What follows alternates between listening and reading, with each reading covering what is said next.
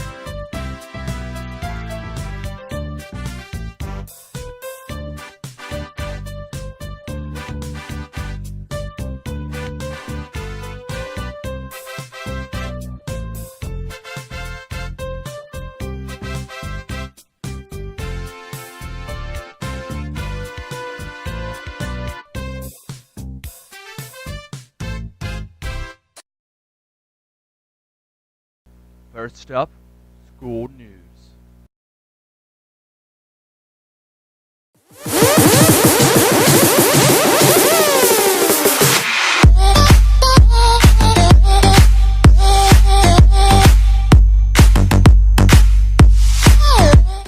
Recently, our very own choir went to contest at Odom County Arts Center and received straight distinguished ratings from 3 different judges and a distinguished rating on sight reading.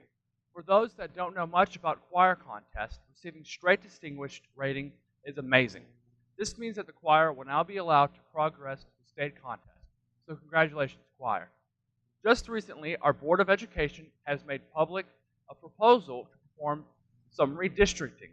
This proposal would send about 150 students from Bullitt East to both North Bullitt and Bullitt Central. The proposal was initiated because of lopsided enrollment at some schools in our county. Please note that this proposal is only a proposal at this point, and any changes in the district would not take place until the 2017-2018 school year.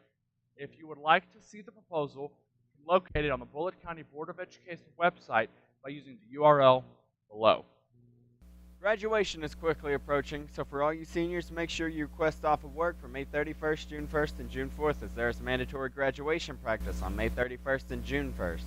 Graduation is on June 4th at 5 p.m. in Broadbent Arena. Make sure your cap and gown orders are into Balfour so that you can walk the line. The senior dance is on May 16th on the top of Frazier Museum from 7:30 to 10:30 p.m. If you've not paid your senior dues by that day, you will not be allowed to attend. Senior dues are $40, so if you've not paid them yet, see someone in the front office to get that squared away as soon as possible.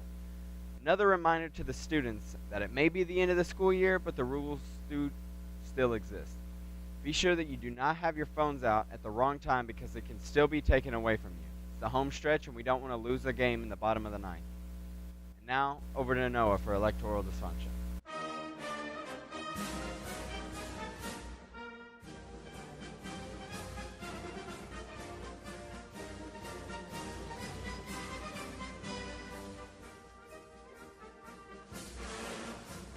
Donald Trump has attacked a deal between his rivals for the Republican presidential nomination, Ted Cruz and John Kasich, agreed to pool resources and not compete against each other where one has a greater chance to beat Mr. Trump. They are hoping to keep Trump from acquiring enough delegates to clinch the Republican nomination, forcing a roll call vote at the Republican convention this summer.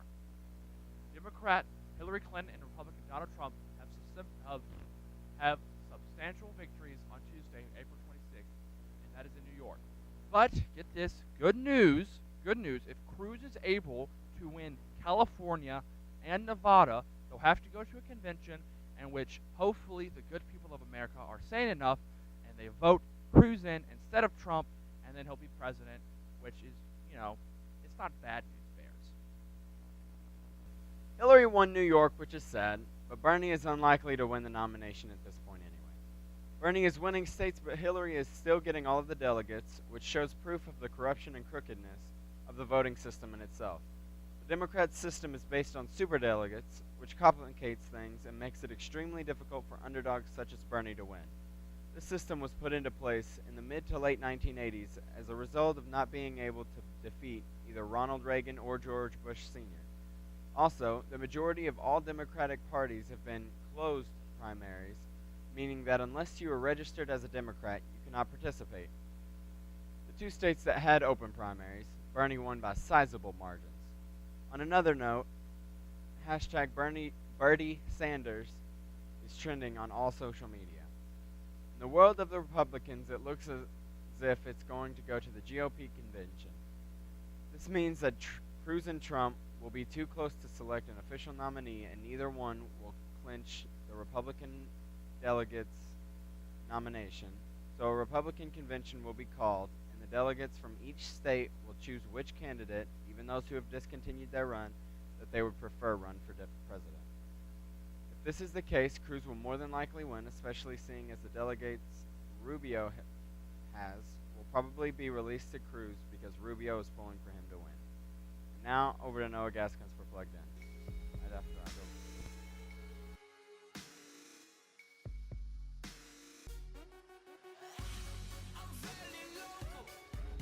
In movie news, Disney has released the first trailer for the newest Star Wars movie, Rogue One. Just to clarify, this is not a sequel to The Force Awakens.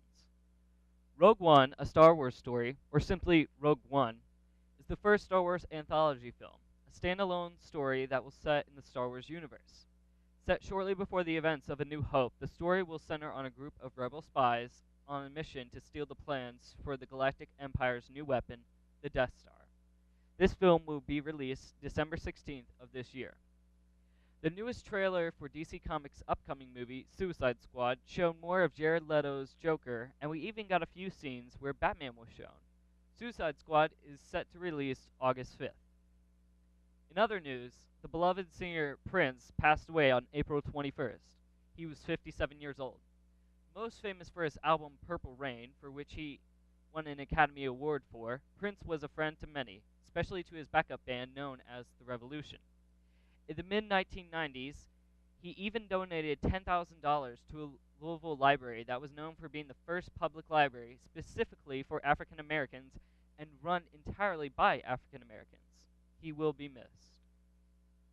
In case any of you haven't heard, students of Bullitt East High School will be getting Chromebooks to use every day in class next year. Except for seniors, that is. To be honest, we haven't exactly heard why that is, but for the rest of you, this is really great timing. Google has just announced plans to bring the Google Play Store to their Chromebooks. This would essentially give the Chromebooks a desperate shot in the arm they need and make them way more versatile. No word's been said yet if the Chromebooks you receive next year will obtain this upgrade, but hopefully they will. And now, over to Alan Miles for Our Violation. Hello everyone, Psycho Gentleman here, and welcome to my review of Hitman Blood Money. Blood Money is a 2006 release published by Eidos and developed by IO Interactive, and is the fourth game in the Hitman series. In Blood Money, 47 returns once again as the game continues where contracts left off. But there is a mysterious organization that is trying to wipe out the ICA, and as 47, it is your job to take on various contracts and help bring down this new organization. Gameplay-wise, Blood Money is very similar to the previous games. You go around big levels, wear disguises, and find a way to kill your targets. However, there are a number of improvements. The biggest one is the ability to make your kills look like an accident, such as having a chandelier fall on them, or pushing them off a balcony. Another new addition is the notoriety meter. The notoriety meter goes up when there are witnesses that are still alive, or if you got spotted by a security camera and didn't steal the footage. Though as long as you're playing carefully, you don't have to worry about the notoriety meter. They also brought back one of the good features of Codename 47, the ability to earn money at the end of each level based on your performance. Before each level, you use this money to purchase upgrades for your weapons and equipment. During each level, you use this money to purchase intel, which are basically hints on how to deal with your targets. One last new thing added are a bunch of conveniently placed containers throughout each level, making it easier for you to hide bodies. And those are all the new features. Otherwise, it's very similar to the previous Hitman games. For me, the best thing about Blood Money is the level design. Most of the levels give you a good variety of ways to deal with your targets, whether it be using fiber wire from behind, dropping a chandelier on them, or choking them while they're bench pressing. It's very fun finding multiple ways of killing the same target.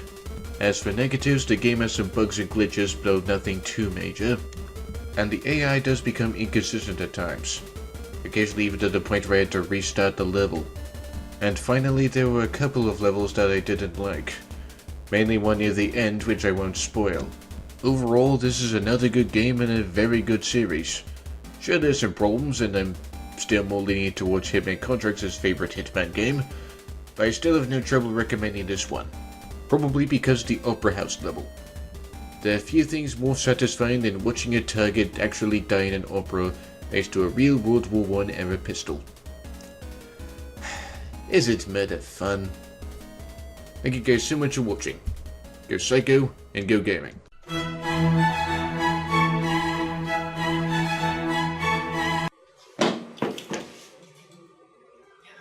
get it, dude. Okay. Hey guys. They got me. Because one of you little punks tattled on me. Thanks a lot, guys. So anyway, I guess I'm just here now. Your highs this weekend are going to be in the 80s. Your lows high 50s, 60s. Chance for showers every day, a little bit higher on Sunday. Next week, you're looking at highs in the 80s, lows in the 60s, high 50s again. Thunderstorms on Tuesday. Showers the rest of the week. What do I do now, you barbarians? Let me go! I want to be here anymore, please. Please, help. Guys. Okay, they're telling me to get off set now. I guess I'll talk to you guys later. Bye. Help. Help me!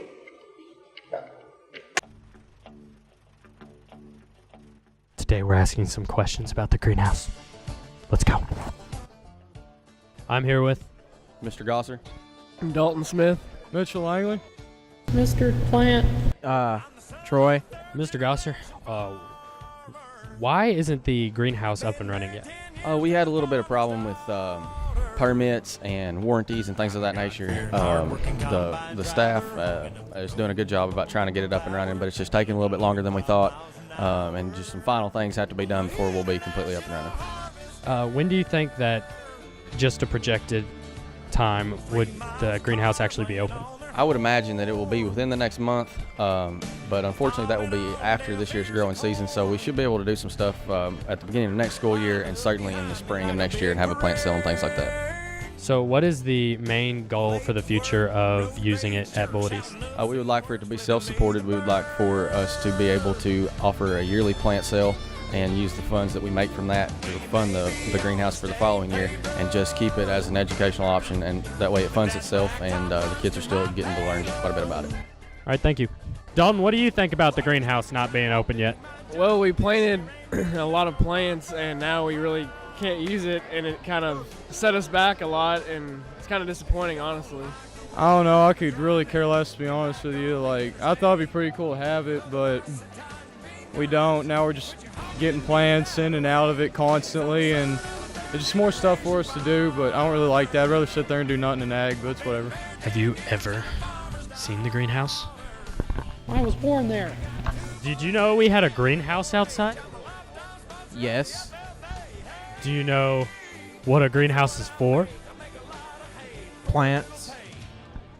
Did you know that it was supposed to be working about a month ago, but it's not working? No. What do you think about that? Do you think that's bad? I mean, if you're going to build something for plants, shouldn't it work? Yes, it should. Do you hope to be able to use it anytime this year? It's coming to a close, so I hope, but you never know. Definitely. Well, what do you think about it not running? It's kind of lame, because if it doesn't run soon, I'll die. Some pretty deep stuff. Are you going to try to do it next year when you come back? Oh yeah, definitely. I think it's a great idea. I like it a lot. So. I'd say so, probably. So we've learned that in about a month, the greenhouse will be up and running. We know it's a little behind schedule, and hopefully they'll be able to use it next year. Guess we got to the root of things. Daniel? Hey guys.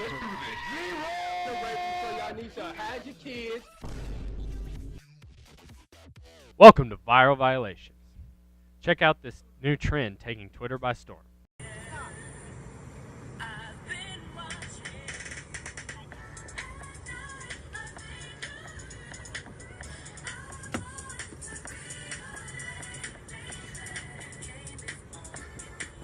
Couldn't think of a better way to spend your time. Have you ever had a milk dud? If you haven't, have a look at these.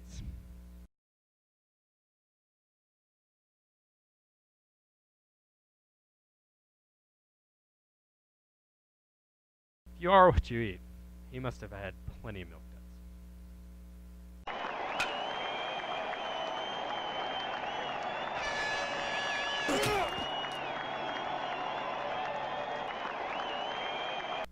The girls' softball team has had their first loss, but rallied back and are continuing to dominate their run at 18-1. Lindsay Reniason gave the Lady Chargers their 17th win over Boyle County with her second grand slam of the season. The Lady Chargers also defeated a tough Mercy team 1-0. Way to go, girls. This has been your Charger Report. I'm Alan Miles. I'm Skylar Bennett. See you next time on the Charger Report. Got him!